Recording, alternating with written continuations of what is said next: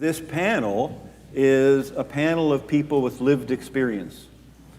And as you've kind of seen in terms of the structure of our conference, our attempt is to bring a number of different perspectives to the table to be able to inform a comprehensive way of how to move forward on work disability issues and work disability policy. So I'm your host for this panel, Steve Mantis, and this panel is going to be a little bit different. We're not all going to do formal presentations. The panelists will all introduce themselves in a short 2-minute little piece, and then we'll really go into kind of a question and answer where I, as the moderator, will be asking questions about people's experiences. And then towards the last half an hour or so, we'll open that up to a discussion including all of you as well. I've got one housekeeping announcement. Tomorrow afternoon, we're going to go back into some roundtable discussions similar as what we did last night, but somewhat different, because we're going to be talking about more like what would that vision look like going forward, and what are the key components that we need to put in there to make that vision achievable. And as part of that, we need note takers. We need people who, like happened last evening, who will be on the computer as we're sitting around our table and gathering that information so that we can collect it all and then be able to kind of synthesize it after the event. So if you're willing to help out as one of those note takers, we have a sign-up sheet at the registration desk, and we encourage you after this session, at the break, or really whenever you want, to put your name down there, and we really appreciate your support. So much of what's going on over these 3 days is by volunteers. We really are all, it's a virtual event, and it's volunteer-driven in a really big way. So let me once again welcome you to our panel today on the experience of people with lived experience. And I'm going to start with Adrienne to introduce herself, and we'll go across. Okay. My name is Adrienne Goody. Since this is a lived experience panel, I will say that I was diagnosed with ADHD well into adulthood. As a kid, I didn't have any access to any sorts of accessibilities in school because I would be, I guess what you would call, I have comorbid things, but they're all invisible disabilities. So they're things that are especially not seen in young girls. And so I was passed over for a lot of time. I struggled a lot in school, but I noticed that when I was given the time, I was able to do a lot better. I took CEGEP night classes. Since I'm from Quebec, we have CEGEP. And I had a semester which I only took 3 night classes, and I did fantastic in all of them. And then that was my year trying to get back into regular school, and once I got back and had a full course load, I couldn't maintain it. So going into the workplace, it's also a struggle to find that balance of how long can I work, what sorts of things should I be looking for, so that, because I know I can do good work, but I need the time and space to do it. So. Thank you so much. Lisa. Hi, my name is Lisa Panagapko. I've been a paramedic for the last 21 years. Last December, I was diagnosed with PTSD. In hindsight, probably saw it coming, but you never realize. So probably about 6 years ago, I definitely felt more burnt out. So in 2016, I actually went back to school and went back for aesthetics graduated from that. I'm thinking probably going to school while working full-time hours might have brought around the PTSD a little bit faster. So maybe that wasn't a good idea. However, it's really helped since I was diagnosed. I did go on WSIB. My employers have been very good at the County of Renfrew with helping me out. But I was actually able to get a part-time job in a local day spa here in Ottawa. This is where I live. And that was actually kind of like therapy for me. So that worked out really well. And then I was actually introduced by a client to a small space that maybe gave me the opportunity to open up a small day spa, but then it was about the funding. So there's actually a group here in Ottawa called RISE, which I believe is actually based out of Toronto, and they help people that have been diagnosed with mental disabilities, whether or not, or mental health issues, sorry, whether it's self-diagnosed or whether you've been diagnosed somewhere else, to get funding to help you with your business. So Elle, very nicely sitting in the middle here, was my business advisor and helped me out with that. So in dealing with that, in being off with WSIB with the help of my doctor to kind of get me through this and help with the therapy, I've actually been able to open up a small little day spa.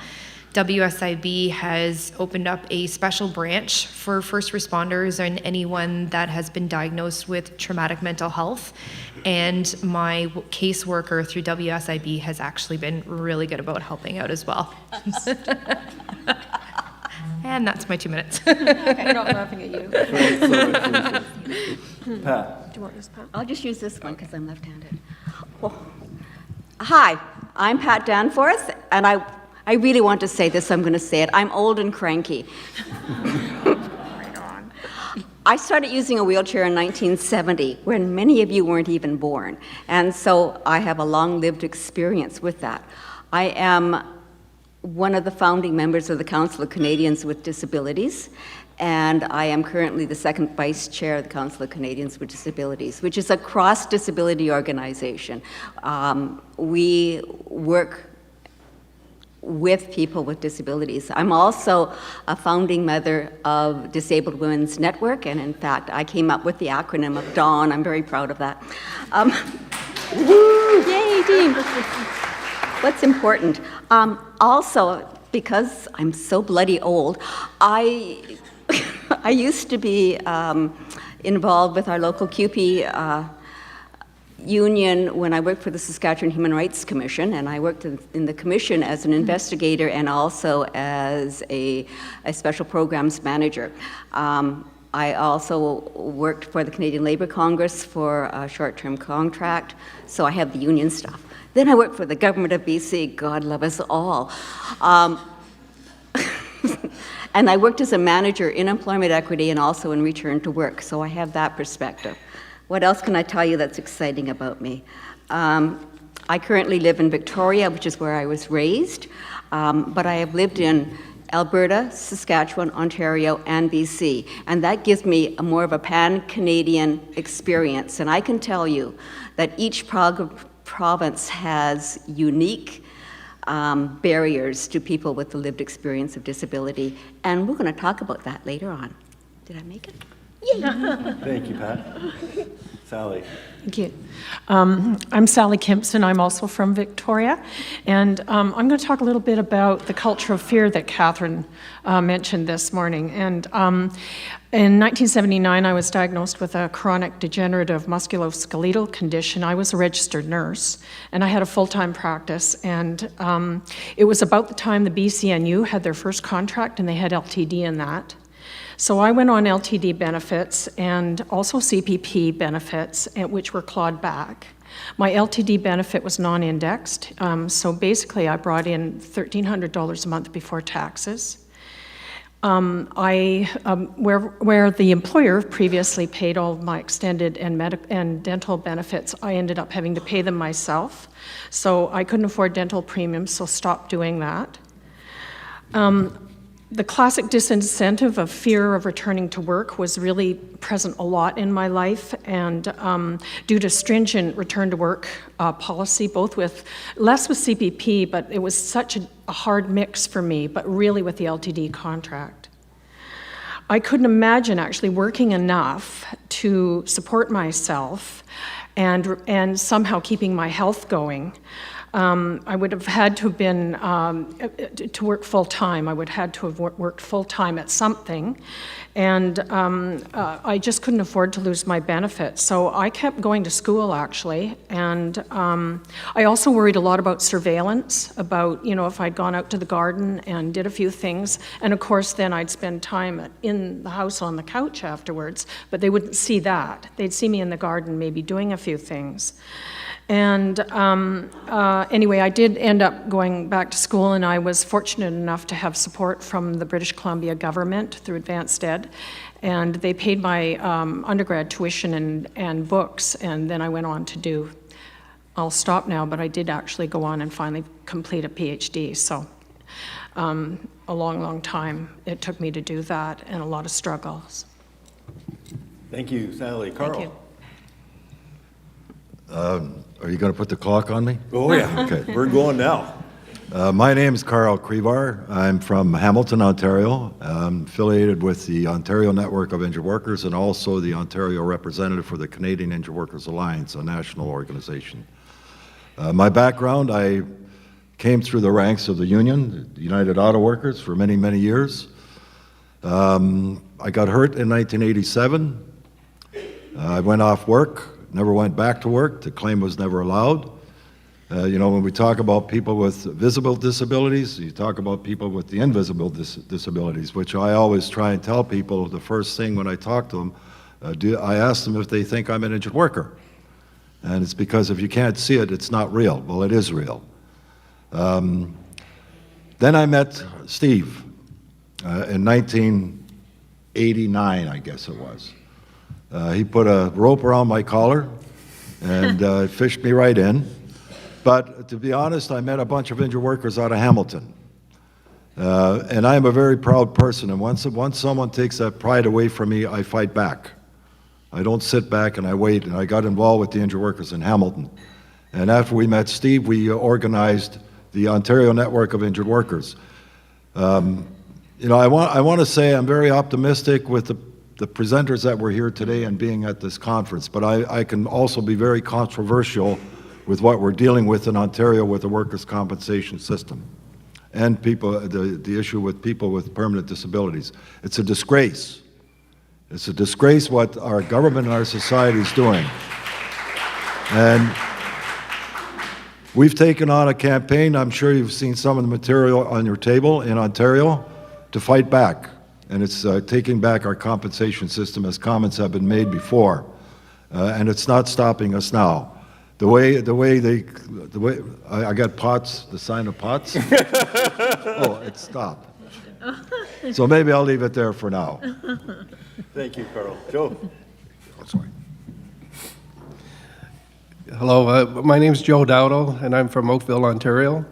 I work for the Union of Operating Engineers, Local 793. We are a large provincial local, and we cover the whole province of Ontario. I'm a licensed crane operator by trade. In 1987, it must have been a bad year. 1987, I was also injured at work, and I spent 14 months in rehab. During that time, I noticed a lot of sad faces, especially in the Lyndhurst, as individuals were being sent back to their houses and so on with no work. And I think at that time I really wanted to make sure that I did something to try to help out when I did get back on my feet. So I did get with the Canadian Paraplegic Association as well. I ended up being a director there, and I started to give back. And to this day, I still give back. But I also was hired on by the union itself in 1989, and currently I'm vice president of the local and also director of apprenticeship and training. So over the years, I've seen a lot of good changes. I think what we're doing here today is certainly a step in the right direction. I'd like to see it on a national level. You see a lot of provincial stuff going on. But I think if we all work together and we make some changes, some positive changes, we got to get more employers engaged and get them to the table and start hiring people with disabilities. Just because you're disabled doesn't mean that you're not employable.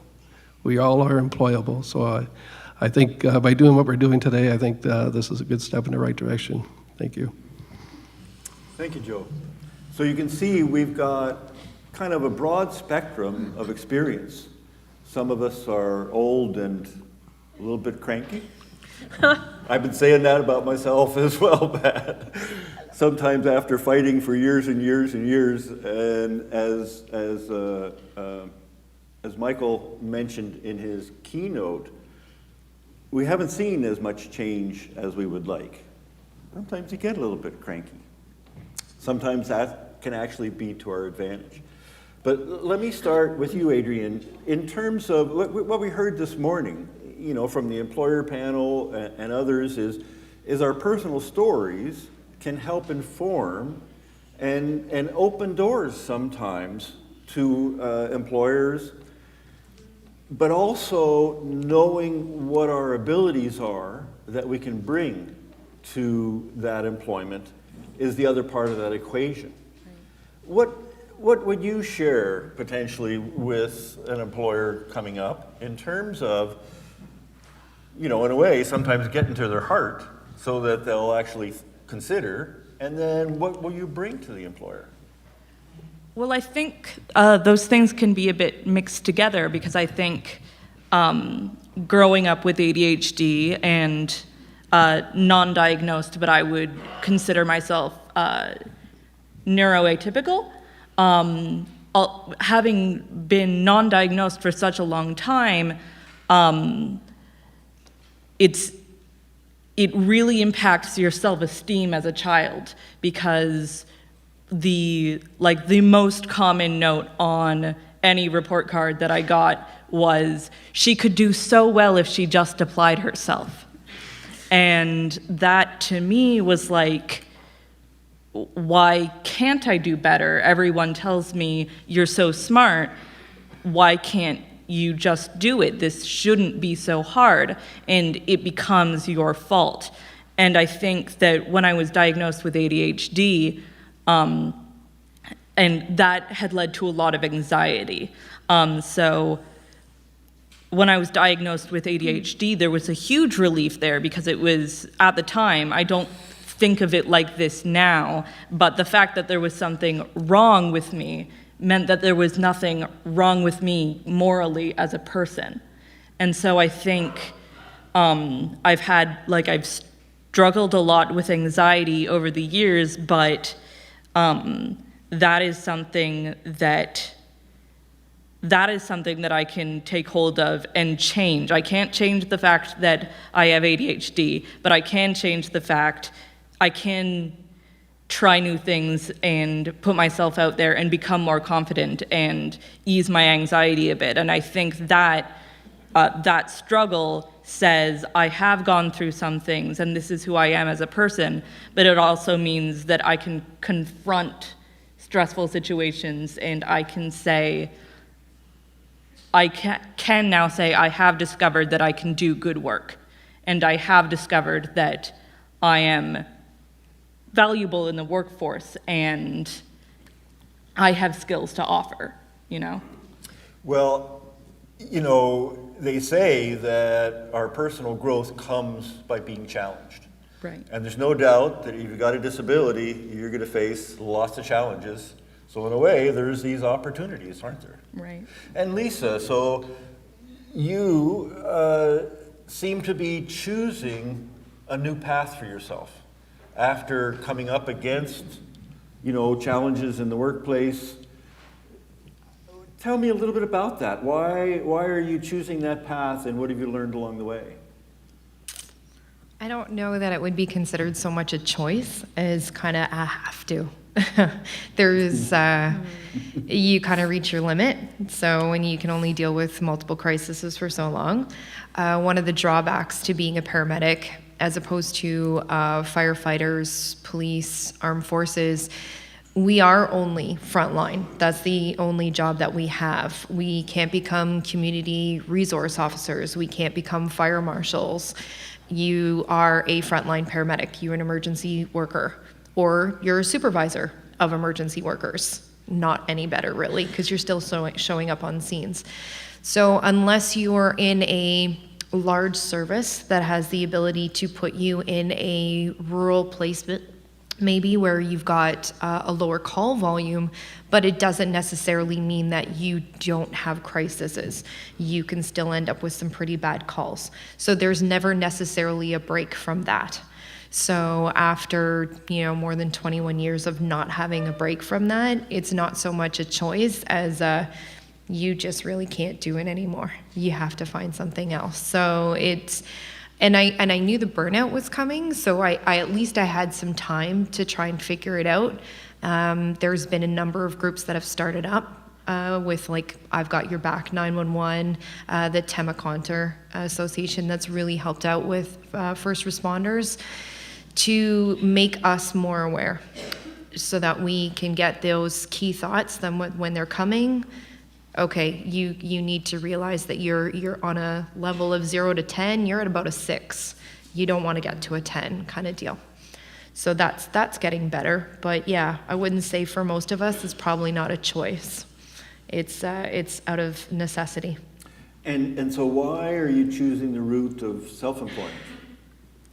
Oh, well, that's just comes from working for the government for 21 years. I just don't want to anymore. I don't want to have somebody telling me what to do anymore. I read in a magazine once that when you own your own business, whether your business strives or fails, it's completely up to you. You have to either change what needs to be changed or fail. And I really like that idea. And first responders, we're pretty much all type A personalities, so that works really well with entrepreneurs.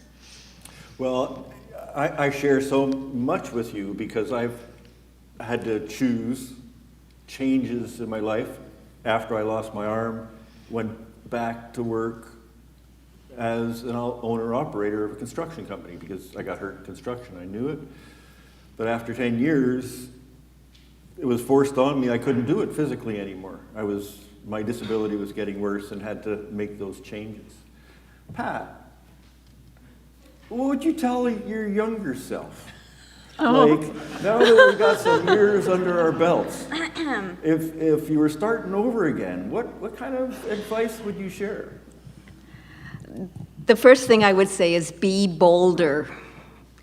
Don't accept what you're told. And part of listening to the conversation so far today, one of the things that you forget, I can't tell you what you do. I forget the horrible things that happened, but I will tell you this story that when I ended up in a wheelchair, what was my options? And my options, I was told my options was that I could work at a sheltered workshop because I'd be really good at collating paper. Anyways, I didn't do that because like Gary, I used the vocational rehabilitation for disabled peoples, and I was able to go to university. And at that time, so we're talking about 1970, 71, my tuition was paid. I was given a living allowance. My books were paid. So I was able to afford to go to university. So that was a really positive thing. So my younger, if I had my chance to do it again, I would have really capitalized on it and hopefully moved further with my education than I did.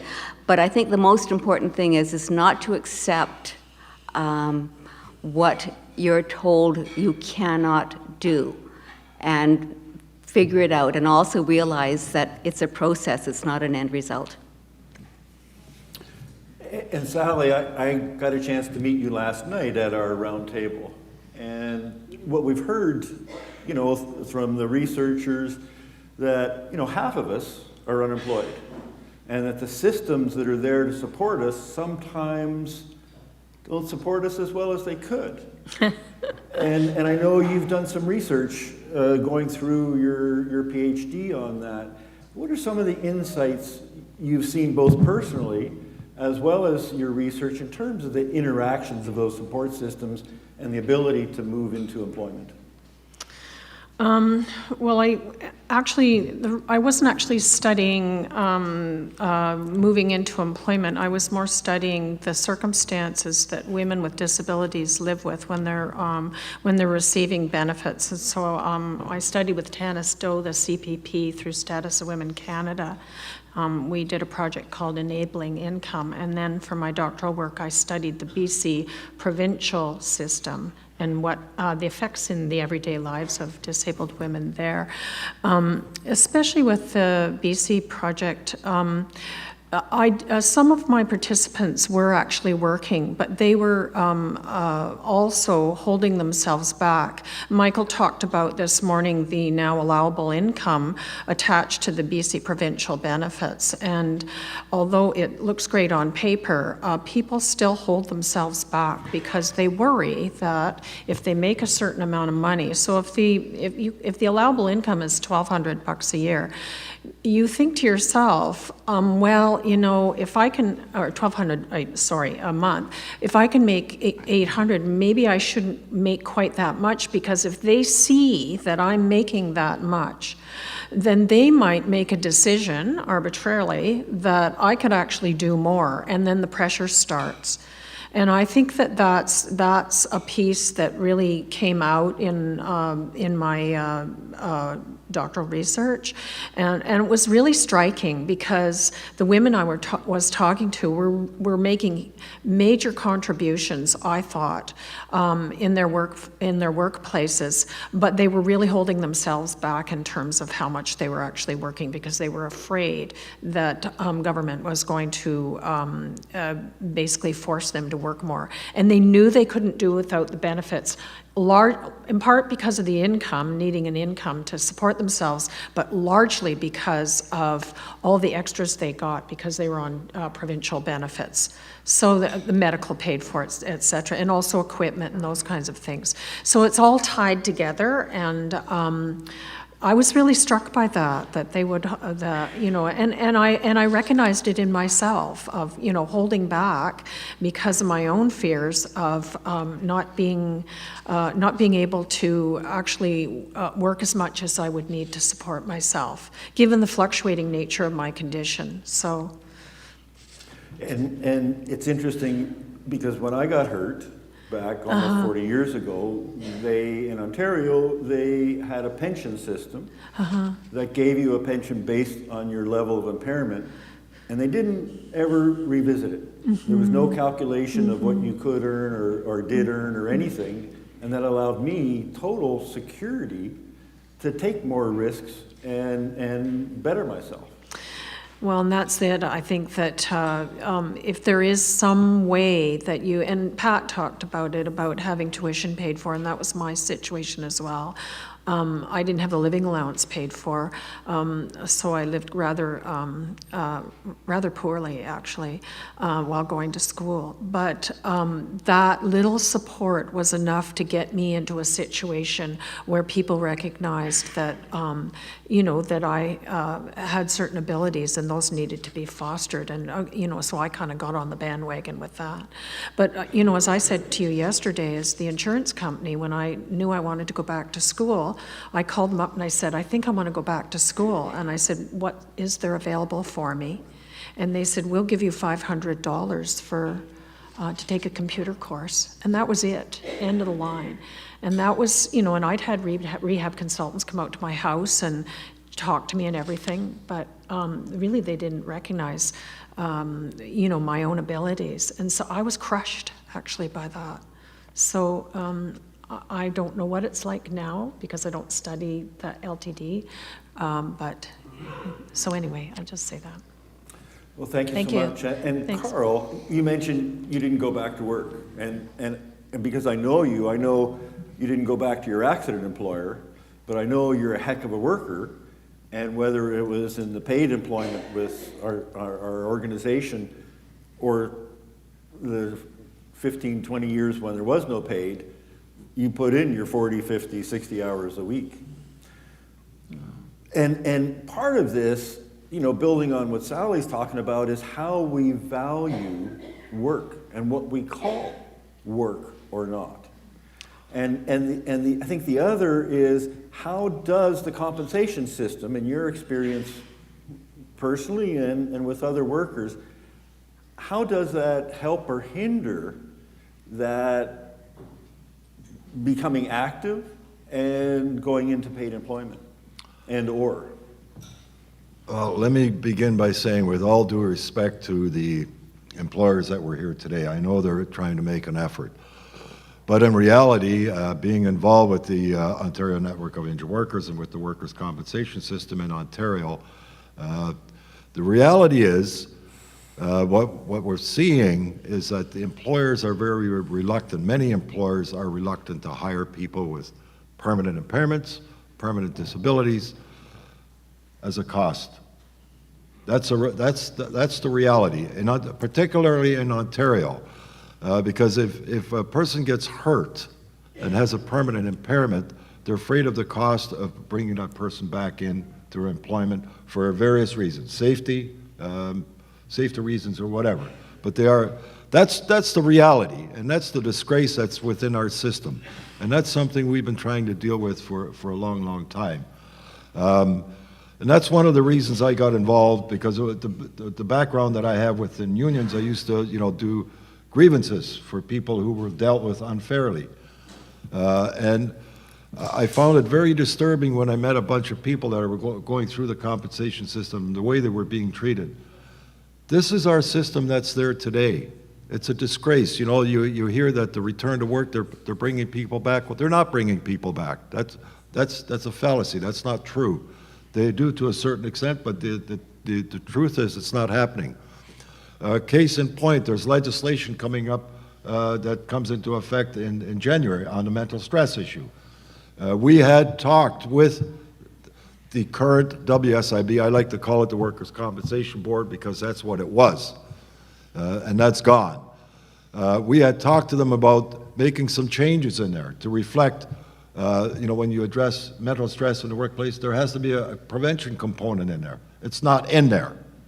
That's not in there. They decided that they weren't going to do it, and we're currently battling with the board to put that provision in there, and the government, that it's wrong if you don't have that prevention component in that legislation.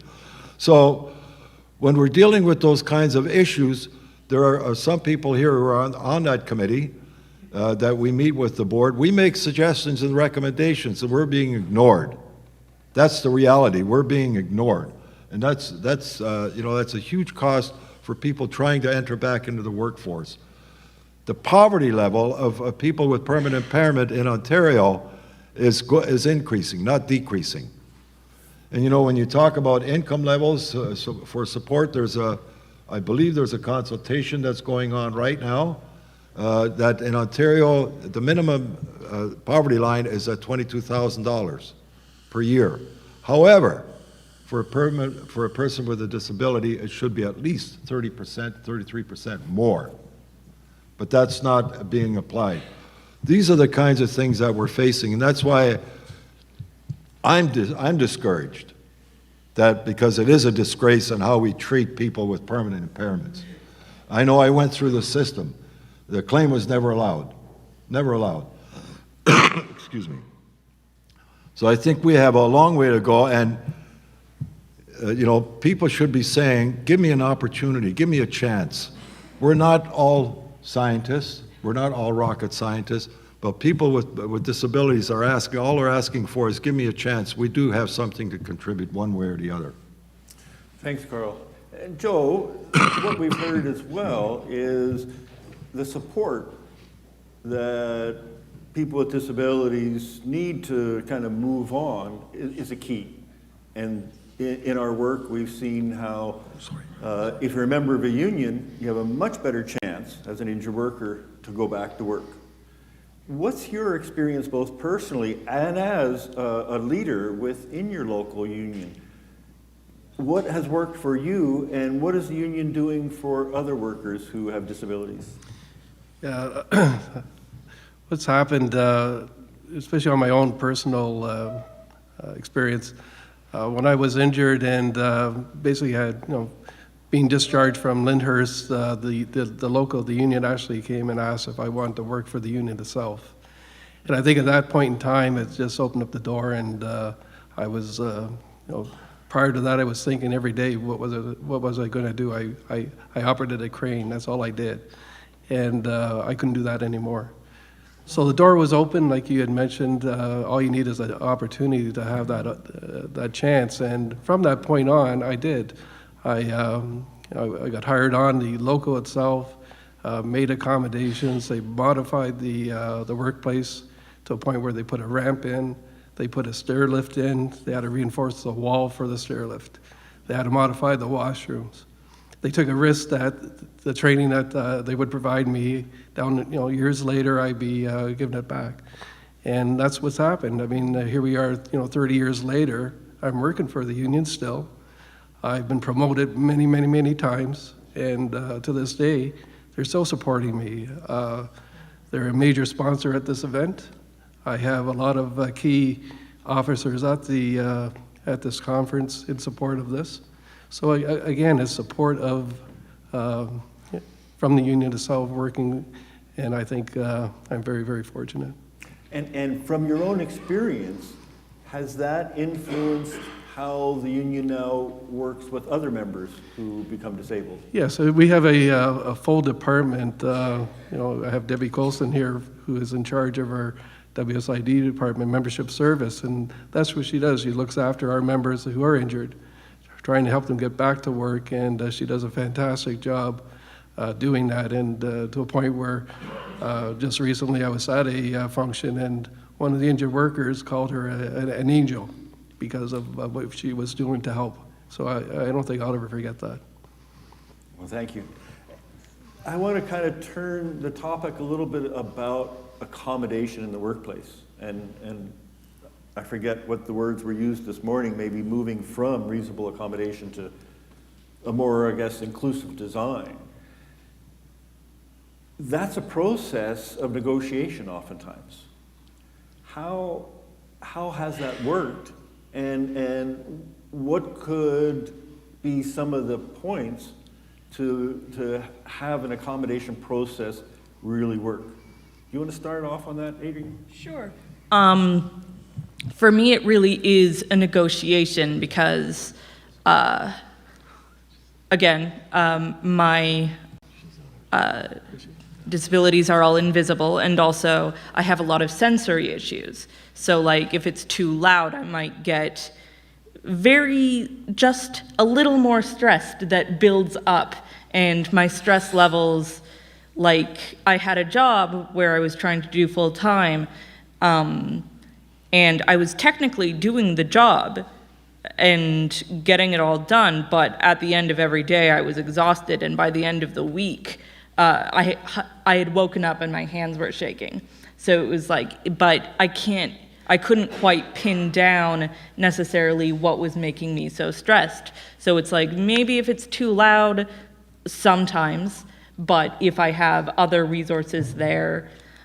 So it's really a matter of trying to pinpoint the things, especially for me, what techniques do help. Like if I'm working in an office setting, having things like, the stress balls and the fidget toys that are very popular nowadays actually very much help my concentration. And being allowed to have that would help me work a lot better. Or maybe it's like I do need a job that is less than 40 hours a week because I wouldn't be able to handle that at this moment at least. But it's finding techniques for me and that work for me and finding what is applicable to the workplace. So it's like, is this something that I can work on myself, or is this something that I do need to ask permission for? Especially because it's not a physical thing, so it's not like they're not as concrete. So it's not that I necessarily need, this is, like I definitely need this amount of time as a break, or I definitely need a ramp to get in, like physical things like that. Similar to, we were talking about, yesterday we were talking about, sorry, I lose my words sometimes, disabilities that can fluctuate over time and how those aren't always concrete. So it is a discussion, I think, yeah. So there's different factors there. There's self-awareness, knowing yourself enough so that you can describe. There's the negotiation with employer co-workers. There's also power dynamics. I want to open that up to anyone else on the panel. What has been your experience, or what tips you might give to others who are trying to negotiate those accommodations? Go ahead, Pat. Don't laugh at me. I actually, this is a really serious question, and a relative of mine lives with a mental health disability and works at a minimum wage job and often needs a variety of accommodations, one being to work fewer hours. And she constantly phones me with specific questions. How do I approach my employer? They get an anti-fatigue mat. I don't know how to do that, and so we talk it through, and then she does it, and she's successful. Those kinds of accommodations, if you have, I hate the word, but I'll use it, if you have a champion that can help shape what you're requesting, it's helpful. And I don't think we do that often enough. We often do peer-to-peer supports, but we don't think about it as a way of teaching individuals. But we do that. I do that. I don't know why I say we, because probably most of you here have done it, and you don't even think that you're helping somebody learn how to accommodate themselves in the workplace. The other thing is that in the process of getting employment, which is always a fun thing to do, I know personally, when I used to seek employment, I used to ask really important questions. Like I would say, I don't do stairs. I didn't say I used a wheelchair. None of their business. But, you know, it's important for them to know that I had to have a level entrance. And those kinds of things, because it's important for employers to not stereotype an individual because they have the lived experience of a disability. And so one of the things that I always found useful was the ability to do that. Once employed, it's often becomes a shared negotiation. An example I will use is when I worked for the Human Rights Commission, we worked on the 3rd floor, and about a month after I got there, my manager said, we're going to have to figure out how to get you out of the building when the elevator goes down if there's a fire. So we purchased for $750 an EvacuTrack chair, and it goes down a set of flights, one person can handle it. Not an expensive accommodation, no problem. When Dragon Naturally Speaking came up, I don't type well because I have partial amputation of my right hand. They said, well, why don't we try that? I mean, more than willing to try different techniques, and that's what you look for in an employer. You can introduce the topic and let them go with it. I think that's enough. What do you think? Other thoughts or experiences? So I think one of the issues, especially, well, either when you're at work or applying for work, is the issue of disclosure. Some of us can't hide our disability, but the majority of folks with disabilities, it's invisible. And, you know, the research has said, geez, a lot of people don't trust. I think, once again, one of our speakers earlier today talked about how important trust is with the employer and really with your coworkers, that people will, in good faith, try to solve those issues. How do we deal with that? Where do we go to start building that trust so that we can move forward together in terms of reasonable accommodations and the design of work? Any thoughts on that? Joe? I think one of the problems that we have is the fact that as soon as you say that you have a disability, then right away the lights go up and the sirens go off, and of course they don't want to hire you. So that's why I think there's a lot of people reluctant to say that they are disabled or self-identify that they are. I think that the communication has to be out there a lot and delivered a lot better, saying that, again, if you, just because you are disabled doesn't mean that you're not employable. I think we still have to get that stigma taken away, and hopefully over time that happens. But, for myself, I know that I have probably the best work history at the union working there because I don't miss any time. I'm there every day, and I'm very mindful of that, and I'm very sensitive about that. So I don't want to be late. I don't want to be away from work. I take pride in that. So I think we have to do communication and make sure that the employers get it as well, that just because you do have a physical or a mental disability doesn't mean that you can't be employed. So, go ahead, Pat. This morning we heard about talking about the self-declaration form and making sure that's filled out. Using my relative again, and I have her permission, because she has a non-visible disability and she also has some episodic conditions around her disability. She always completes a self-dec if there's one there, and explains her disability in very broad terms. Once she becomes employed, it becomes a little bit easier.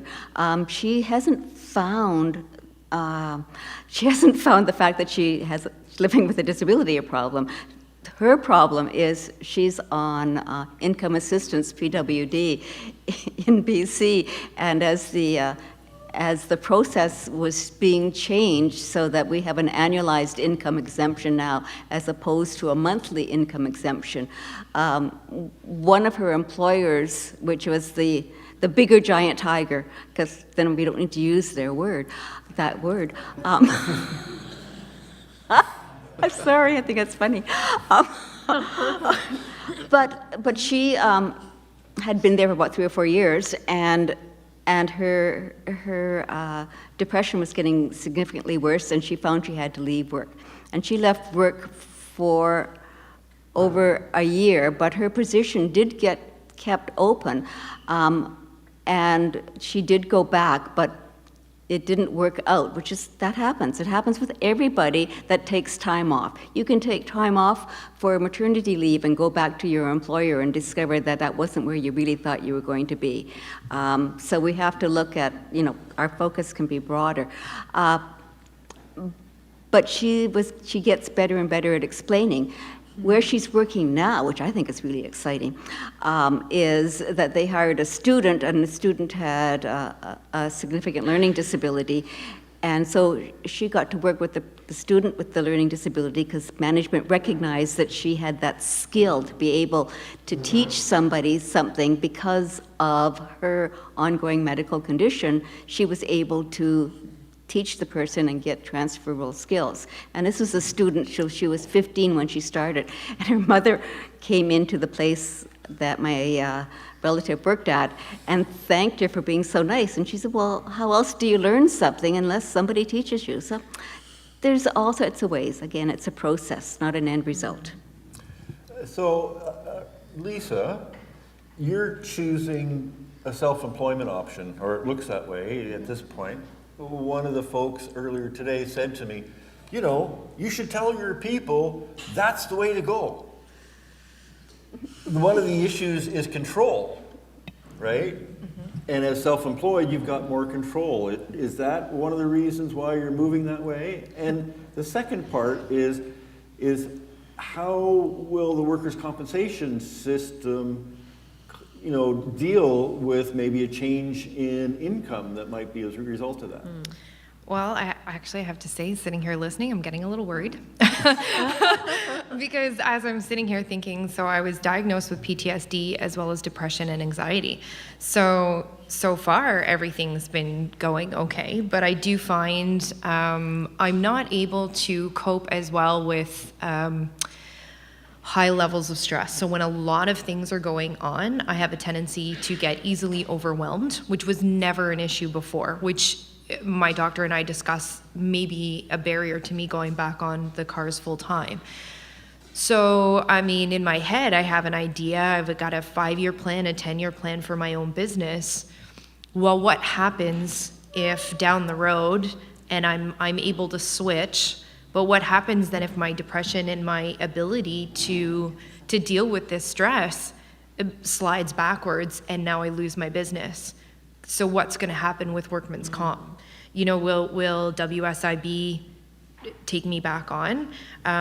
You know, with the paramedics, kind of my goal, and with working with my doctor, because we honestly don't believe I'm going to be able to go back on front line, and there's not really a role for me otherwise.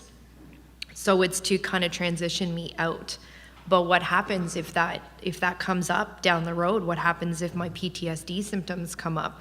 We can only deal with what has come up so far, but what happens if it deals? Can I go back? Will they reopen my case? So yeah, these are issues that now as I'm sitting here, I'm thinking about it. So as much as I have the ability, and as you can see, I was proactive. I knew that I was going down a certain road and that I wanted to go back to school, but that's my personality. Not everyone has that drive. Mm-hmm. In fact, even my caseworker at WSIB has been very surprised at how much I've already done on my own, kind of deal. But yeah, what happens if that doesn't work out? So I have no answer to that. So it might be interesting. And like Joe was saying, and Carl, my biggest fear when I first went off work was that somebody was going to tell me that I had to go back, and I wasn't ready. And I definitely remember sitting in my doctor's office crying because I didn't know the process with WSIB. And we also have someone that works with our union, and Julie Belbeck has been fantastic. And since WSIB has opened up this traumatic mental stress department, I think that's helped out a lot as well. They seem to have a little bit better caseworkers, but yeah, these will be actually really good questions for my work transition specialist. What happens if I backslide a couple of years from now and I no longer work from the employer that caused my original injury? So what happens then? And in the case of other people that maybe do find another employer, but their invisible injury backslides them, is their previous employer who caused the injury responsible to help top up their wages if they have to cut back on hours? What happens? And really, this is one of the big advantages of sitting, talking with others who have gone through similar experiences, you know, currently or, you know, long ago, to be able to share among ourselves, because oftentimes there isn't a place that we can go that someone's really going to give those answers. I want to open this up now to everyone here. We have about another half an hour. I encourage you to either ask questions, and you can direct your question to anyone on the panel. Likewise, if you want to share some of your own experience, we welcome that as well, though, as we did with the panelists, we'll ask you to keep it to a couple of minutes. That could be a challenge, but I think we're all up for a challenge. At this point, any questions or comments to kick us off? In the back there.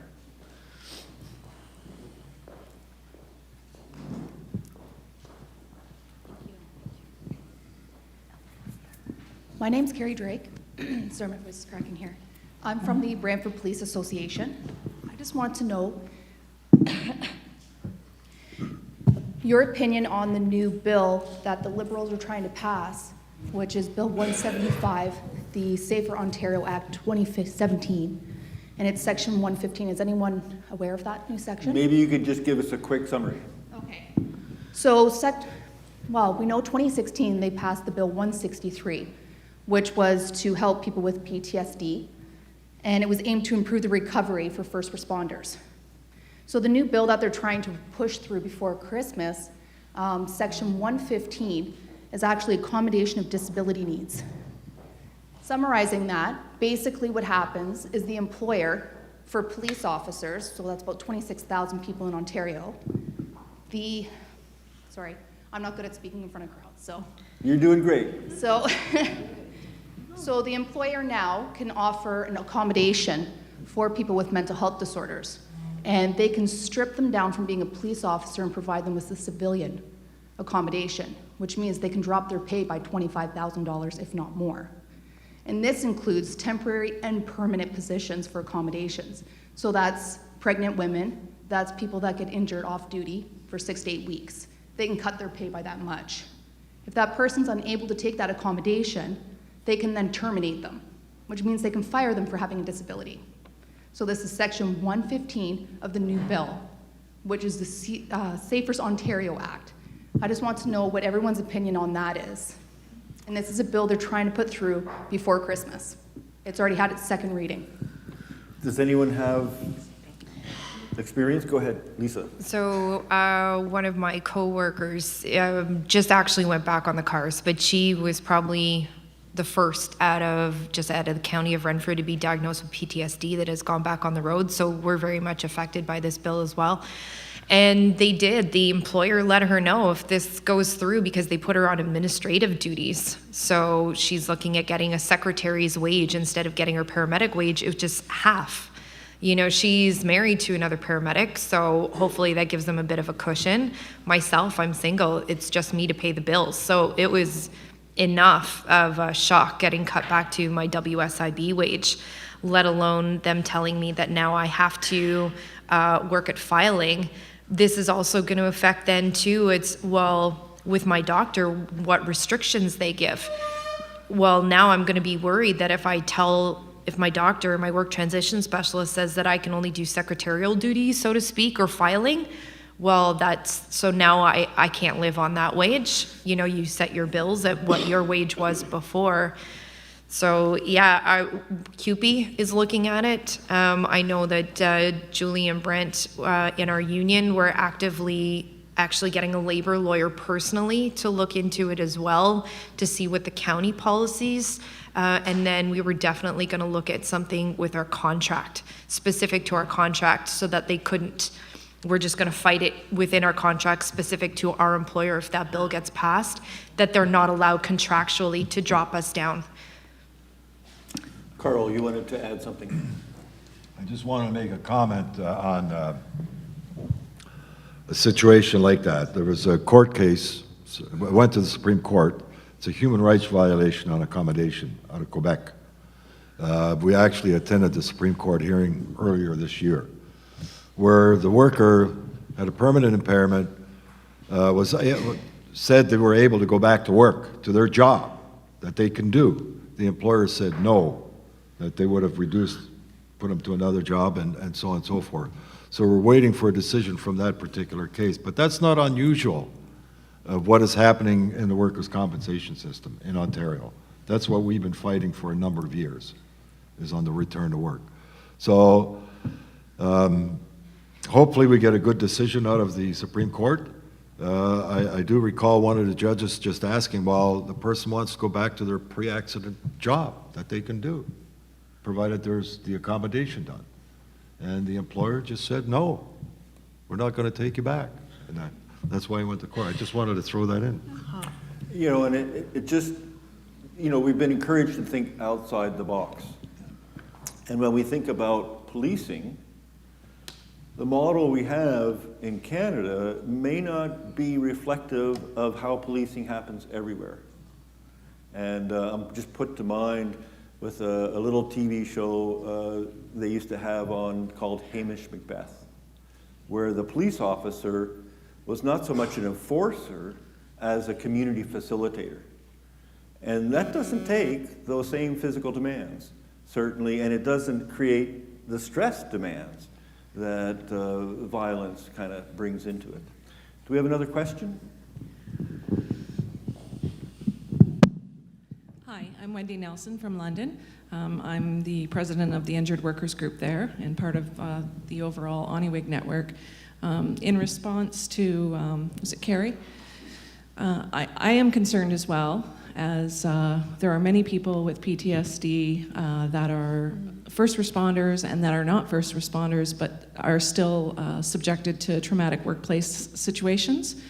And we have a lot of organizations in this room, and I would like to propose that we put together some form of a generic letter or something that we can all do to put forth in towards this bill. I'm not sure, did you say January? It's, yeah, so it would be nice if we could all come together as opposed to CUPE doing this and Unifor doing this and Oniwig doing this and the police association and the firefighters all doing things separately. I don't know if we can get that together in time by the end of the conference, but I like that idea. Thank you very much. I think that was a suggestion more than a question. Another question? I guess this is just me nitpicking. I'm from Nova Scotia, and we're still calling it in Nova Scotia the Workers' Compensation Board. And across this country, we're calling it the Work Safety Insurance System. And it really bothers me because it's not insurance. Anybody think this is an insurance system is wrong. It's not an insurance system. If it was an insurance system, we would get to pick our coverage. We don't. We don't have an option. You have to choose WCB if you're injured at work. We can't say this is what I want to be covered for. I don't want to be covered for that. So it's not a safety insurance board. They're making legal decisions on whether or not you can return to work and what that return to work looks like. Therefore, they should be called the Workers' Compensation Board. So it's just a little pet peeve of mine that they're putting it out there like they're running it as a business, as an insurance board. It's not an insurance board. We don't get to pick our coverage and whether we choose them or somebody else. If you're injured at work and you're covered, you have to take their coverage. You have to accept the returns to work and mitigate your losses like the Act says. So therefore, again, they're not an insurance board. So in a way, Sally, you kind of came up against this. You mentioned you were on insurance and they offered you to retrain you and gave you offered you $500. What do you see as that insurance model compared to a more public model? Well, I think that was LTD, so that was basically insurance that was subscribed to as part of the union contract. And so, I mean, for those who know how that works, that, you know, unions do actually basically ask insurance companies to administer the benefits. And so I had direct dealings with the insurance company because I was subject to the policies that were bargained for by the contract. And so I didn't actually pay for that insurance or those premiums, and workers tend, you know, that do have LTD policies don't tend to pay. The employer pays on your, or the employer pays on your behalf, which is also negotiated. So, but there I was in the system, and it was quite a shock to me that how much they actually governed my life. And this is just one example of, you know, I was all enthusiastic about going to school, and honestly, I was insulted. I really was insulted by that offer. Now I know things have changed, and that, you know, in particular, I know about BCNU, and that they have, you know, much better strategies to, well, maybe I won't say better, I'll say different strategies to manage disabled workers. And of course, also if you're a nurse and you work on the front line and you become disabled because of an injury, then you've got probably three things on the go. You've got WCB, or WorkSafe in BC. You've got your LTD benefits and everything that goes with that, and all the apparatus to help you basically rehabilitate or recover or return to work. And then you've got CPP. And that was not my situation, but we formed actually a small group of us, about half dozen of us, formed a little disability group, and we began to needle the union to begin to change things because so many things were unsatisfactory. And one of those women on that little activist group was under basically, she had to deal with all three agencies and organizations and all their little rules and policy. And she had a very, very hard time. She seemed to have a much harder time than the rest of us. There was so much she had to balance. in terms of the what was being asked of her and what systems she had to deal with directly. So I think this is a comment about the silos and about how those really affect our lives. You know, that one says one thing and one says the other thing, and you're kind of going, which one? You know, which one do I pay attention to? And for me, what's going to be the best way through all this? And you never know. I mean, I just wanted to say one more thing about living on benefits is the uncertainty is huge. You're uncertain about what's going to happen next. You don't really know, like filling out, that's the other thing with LTD. Every year there's a review and you fill out those forms, and for the life of me, I never really understood why they, you know, as I kept going to school more and more, how they kept giving me benefits.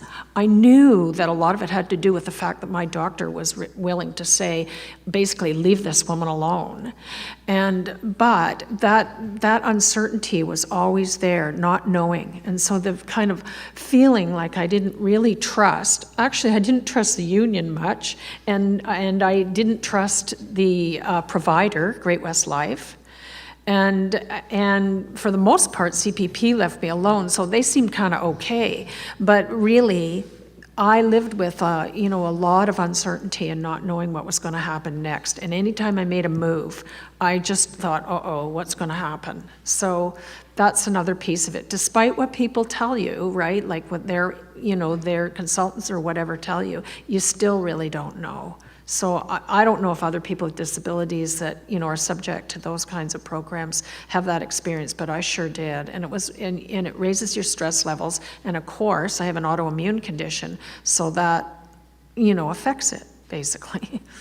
Well, and so some of these issues are kind of key to how we as people interact with these systems. And we saw, you know, United Nations Convention on the Rights of People with Disabilities in terms of employment was the freedom to choose a job or a living that is following our path, but we've got systems that are pushing us in certain directions that seem to limit some of those freedoms.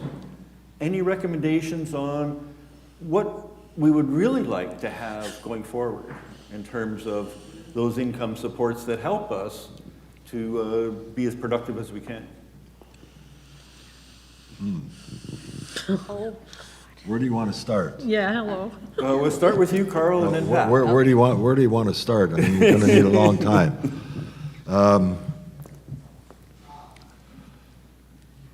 I guess, you know, in terms of working towards change, you have to go into these various systems to make the corrections. When I say the impact of being on workers' compensation is one thing, and that does affect other people as well, people that have disabilities into the workforce. Because what's happening here filters into the other systems, which is a barrier, obviously, because that's what stops, you know, employers, or the fear of employers hiring people with disabilities, period. You know, I want to go back to what what Joe said earlier. You know, the disclosure. It's a disclosure you were talking about earlier. Injured workers, I'm just going to talk about through the compensation system. Workers who got injured didn't go back to their accident employers, had to apply, had to do a job search, and they were literally told, do not tell your potential employer that you were on workers' compensation. I mean, it's going to take a lot of education, a lot of discussion, a lot of communication with employers to really understand what people with permanent impairments and disabilities face in order just to have an opportunity to get their life back, get back to work, to get into work. It's going to be a long process. It's going to be a long process. And, you know, from what we're trying to do in Ontario, the injured workers in this province on compensation have said enough. Enough is enough. And that's why we're doing this campaign.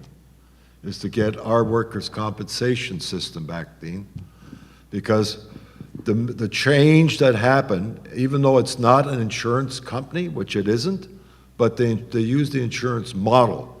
Remember, you as individuals gave up your right to sue the business for your injuries in the workplace. You gave that up in exchange for fair compensation. We got to turn that around and get it back. So, Pat, you want to add your thoughts? Sure. The difficulty with today's system, because if we look historically, some of the systems worked better for people that were living with disabilities than they do today. So, for example, when I talked about vocational rehabilitation for disabled persons, I said this is what was covered. Now, if you want to go to higher education, you have to, and you live with a disability, you get to apply for a student loan. And if accepted for the student loan, which you know what student loans mean, payback. If you're accepted for the student loan, you may or may not have to pay back the total amount depending on what your disability is and what your accommodation is. That's a huge barrier. And that needs to be recognized. But what Michael was talking about earlier, about the welfareization of disability, that is a huge factor. It's been a huge factor in the provinces that I have lived in. When I lived in Saskatchewan, because if you don't know better, you do things differently. And when I lived in Alberta, the same thing, is that when I say we, people with disabilities, advised government that they needed to have a universal program for equipment and supports. And while there are limitations to those programs, they still exist today. So if you need some of the mechanical things like chairs and canes and crutches and that's covered by our tax dollars, because when we talk about tax dollars, we all pay taxes regardless of what you think. So that happens. In BC, it does not happen, and because it does not happen, more and more individuals work the system to make sure that they can qualify for income assistance PWD. And while that program is becoming more generous in what you can do in order to live your life, it still is a huge barrier because there's an assumption, and the assumption is that everybody that appears to be disabled or anybody that identifies themselves as living with a disability is on welfare. And that is a huge problem. I've done many things in my life. One of the things I haven't had the opportunity to do is to be on welfare, so I don't necessarily understand it, but I see the barriers and I see the limitations of people. And we've heard it a lot today about people not being able to achieve their potential, and the reason they can't achieve their potential is that they are afraid that what they need is going to be taken away. And saying that you can continue for your medical expenses for a year after you become full-time employed and your employment is higher than what you would get on income assistance actually is not good enough. And the reason it is not good enough is that you don't know what the future is going to bring. In BC, once you reach 65, there's the magic number, and you've been on income assistance PWD. You keep your medical benefits. Because you keep your medical benefits, you're okay, and your income increases. So your income increases because you get old age security, you get guaranteed annual income. If you ever had any employment, you also get your CPP benefits. So you go from being at a poverty level to a low income level. So that's part of the biggest problems. And because each province, because God love us all, we do live in a federation, which means that each province decides how it's going to implement their programs. It's not universal. It's like little fiefdoms. Because of that, it means that depending on what province you're in, what barriers you encounter. And we need to say that all the time. When we're talking about the changes to Bill 15 or whatever it was, or Section 15 of a bill in Ontario, I know nothing about that. I don't know if that's going to happen in Alberta. I don't know if that's going to happen in Saskatchewan. I don't know if that's going to happen in BC. But it's important to know that information so that we can, as many different voices, and that's what's important, I believe, to governments, is that there's many different voices that say the same thing. Then there's the realization that it's a problem, because it's not just, Steve said you people, it's not just you people saying that. It is many people saying that. And one of the things that we haven't talked about at all, the elephant in the room, we haven't talked about Indigenous people, and we haven't talked about the fact that the population of Indigenous people that live with disability is significantly higher than any other population, and I think that that's really key. One of the things that we need to do better is to start working with our First Nations people and start working with the bands so that they know that they can improve what they're doing, and they can improve the system, and start working with what exists. Earlier today, Council of Canadians with Disabilities was an intervener in a human rights complaint that went to the Supreme Court. The case is really kind of simple. The case is, by summary, is that two individuals applied for status in their local band, and they were refused because they said that they didn't meet the parameters of the Act. And so they went to the Canadian Human Rights Commission to try to file a complaint. And the Canadian Human Rights Commission said, no, we don't have to take the complaint. The reason we don't have to take the complaint is that this legislation is what it says, is an Indian, and an Indian is an Indian. Council of Canadians with Disabilities intervened. The reason we intervened is that there's many pieces of legislation, workers' compensation for one, that can impact how they define what a person is. And so that means that there's many things that cannot go forward because it's enshrined in legislation, and we need to know that. I think I got off topic. I'm stopping. So we're down to the last 5 minutes or so. I want to just give each panelist 1 minute if they would like to share kind of one key point they would recommend in terms of making our work disability system better, and maybe I'll start over there with you, Joe. I think we just have to do a better way of communicating. I really believe that what we're doing here today is, like I said earlier, is a good step, but we see this a lot, though it's not maybe on a national level, but on a provincial level. I saw it on many committees, and what we're talking about today is, I've heard it a lot. So I just hope at some point in time that we really see that perhaps, the Prime Minister will start really focusing on what his mandate, when he was going through the election process, saying what he would do. I hope he does do that. And I hope on a federal level and a provincial level from all provinces, let's get together and make it better for all. And let's get people back working again that are disabled. Thanks. We got to really keep it to 1 minute because we got. Yeah. Okay. Steve does this to me all the time. Just quickly, I want to add. I mean, we're all here. We want to do something. We want to make change. There's no two ways about it. I would ask you. You have some material on your table to support the campaign in Ontario. That's part of the campaign that we're trying to address, whether it's through compensation or people with disabilities. We have a petition, please sign it. That would most certainly help us. We're not going to stop. The injured workers are not going to stop with this. We've got the support of the labor community in Ontario as well. And it's not just Ontario it's going to impact. It could impact a beginning to work together, maybe right across the country. Thanks, Sally. I'd just like to thank the committee, actually, for inviting people with disabilities to come and share their stories. I think this is what I really want to say, is that I think it's extremely important that that our situations are brought out into the light. And because nothing will change if people don't really understand what goes on in our lives and the kinds of challenges that we have to deal with on a daily basis with respect to income support systems.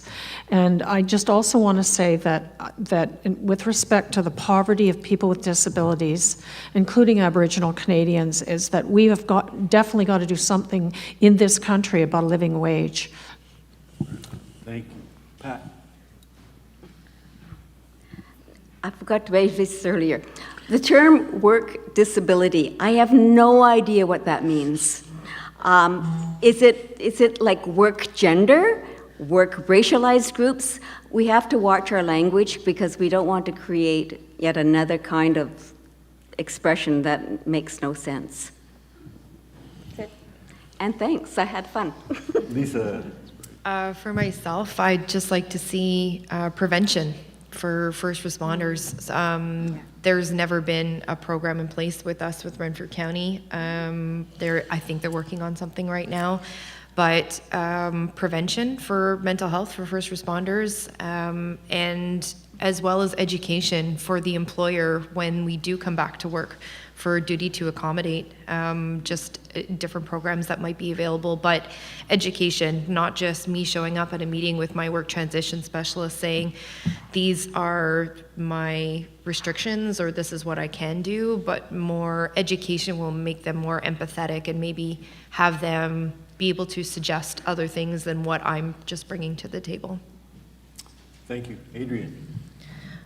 I actually really agree with both Sally and Lisa in that I think human stories are something that's very important to me, and I think it's something that can really open doors. And I think educating both the employers and people, like everyone, because I think there are plenty of people who have disabilities who have no idea that they have them. My program that I'm in, I only found out about it the day I went into the interview because a family member read about it in the newspaper and called me up, and I would never have known and I would never have been here if that chance hadn't happened. I think there needs to be more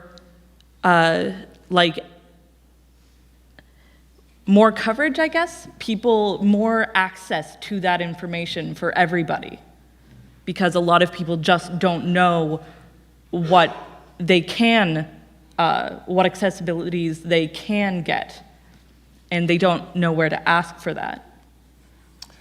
Well, I want to thank all of our 6 panelists and give them a big hand of applause. Thank you.